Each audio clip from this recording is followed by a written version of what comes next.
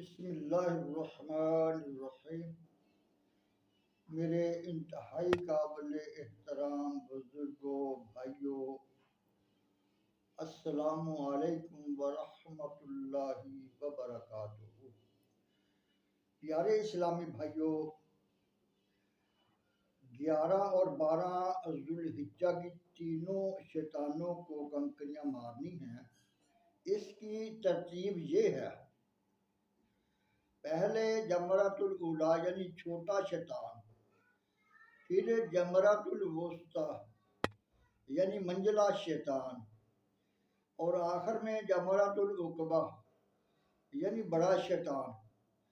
دوپہر یعنی ظہر کا وقت شروع ہونے کے بعد جمرۃ الاولیٰ یعنی چھوٹے شیطان پر آئیے اور قبلے کی طرف منہ کر کے 7 کنکریاں ماریے۔ کنکریاں پکڑنے اور مارنے کا طریقہ آپ پہلے درس میں سماعت فرما چکے ہیں۔ کنکریاں مار کر جمرے سے کچھ آگے بڑھ جائیے اور الٹے ہاتھ کی جانب ہٹ کر قبلہ رو کھڑے ہو کر دونوں ہاتھ کندھوں تک اٹھائیے کہ ہتھیلیاں آسمان کی طرف نہیں بلکہ قبلے کی جانب رہیں۔ اب دعا و استغفار میں کم از کم 20 آیتیں پڑھنے کی مقدار مشغول رہیے۔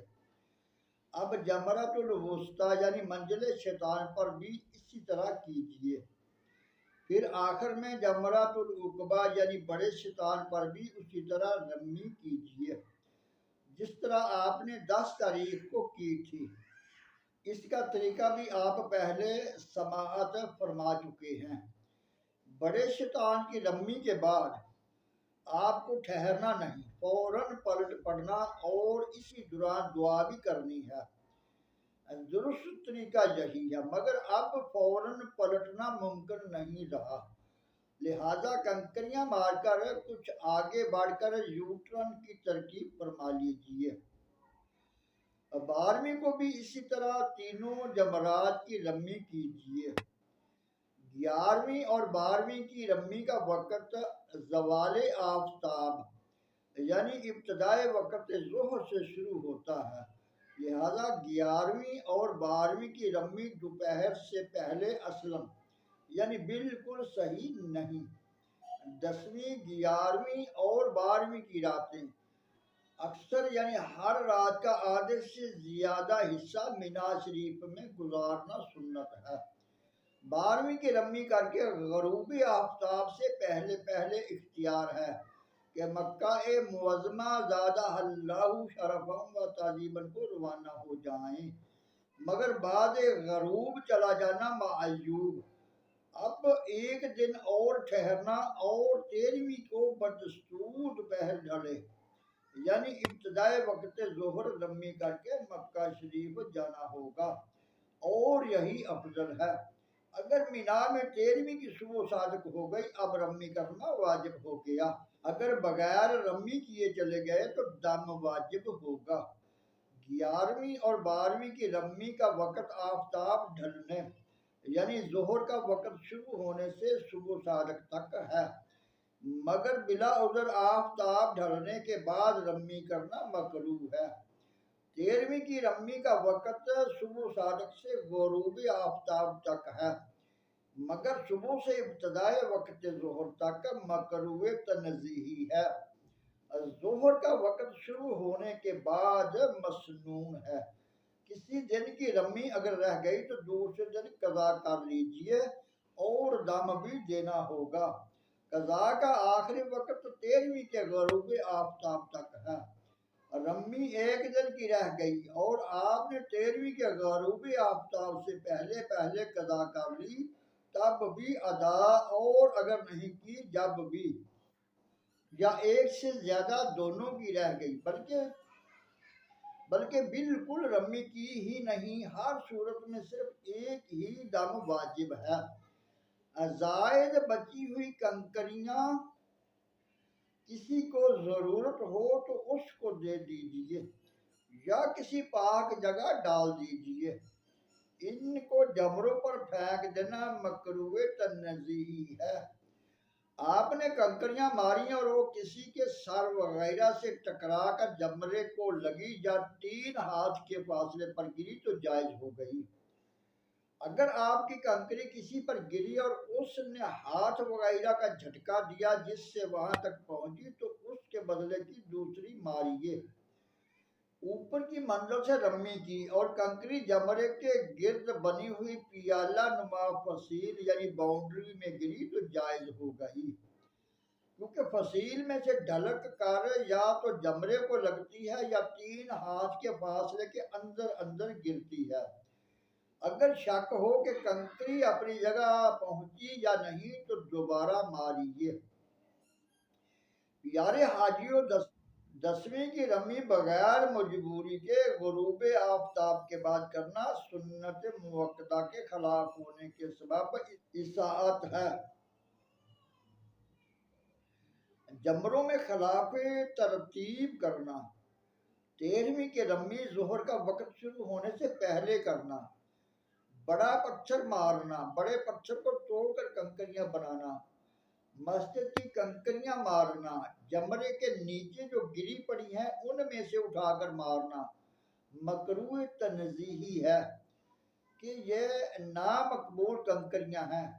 جو مقبول ہوتی ہیں وہ غیبی طور پر اٹھا لی جاتی ہیں اور قیامت کے دن نیکیوں کے پلڑے میں رکھی جائیں گی۔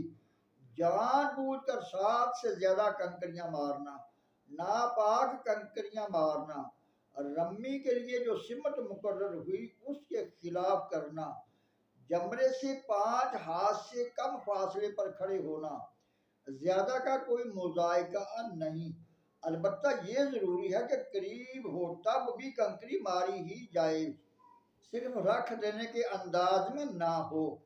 مارنے کے بدلے کنکری جمرے کے قریب ڈال دینا۔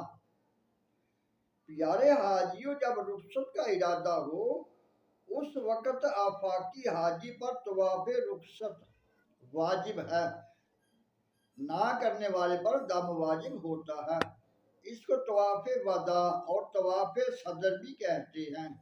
اس میں اجتباء، رمل اور سعی نہیں، عمرے والوں پر واجب نہیں۔ حیض و نفاس والی کی سیٹ بک ہے تو جا سکتی ہے، اس پر اب یہ طواف واجب نہیں اور دم بھی نہیں۔ طواف رخصت میں صرف طواف کی نیت ہی کافی ہے، واجب ادا وداع یعنی رخصت وغیرہ الفاظ نیت میں شامل ہونا ضروری نہیں، یہاں تک کہ طواف نفل کی نیت کی جب بھی واجب ادا ہو گیا۔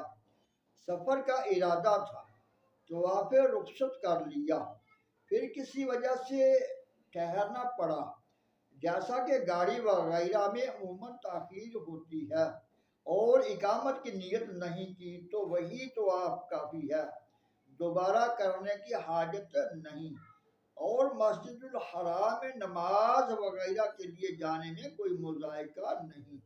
البتہ مستحب یہ ہے کہ پھر طواف کر لے کہ آخری کام طواف رہے۔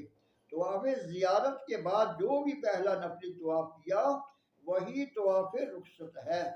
جو بغیر طواف کے رخصت ہو گیا تو جب تک میقات سے باہر نہ ہوا واپس آ جائے اور طواف کر لے۔ اگر میقات سے باہر ہونے کے بعد یاد آیا تو واپس ہونا ضروری نہیں بلکہ دم کے لیے جانور حرم میں بھیج دے۔ اگر واپس ہو تو عمرے کا احترام باندھ کر واپس آئے اور عمرے سے فارغ ہو کر طواف رخصت بجا لائے۔ اب اس صورت میں دم ساقط ہو جائے گا۔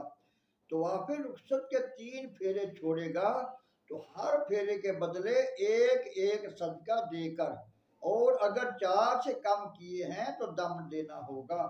ہو سکے تو بے قراری کے ساتھ روتے روتے طواف رخصت بجا لائیے کہ نہ جانے آئندہ یہ سعادت میسر آتی بھی ہے یا نہیں۔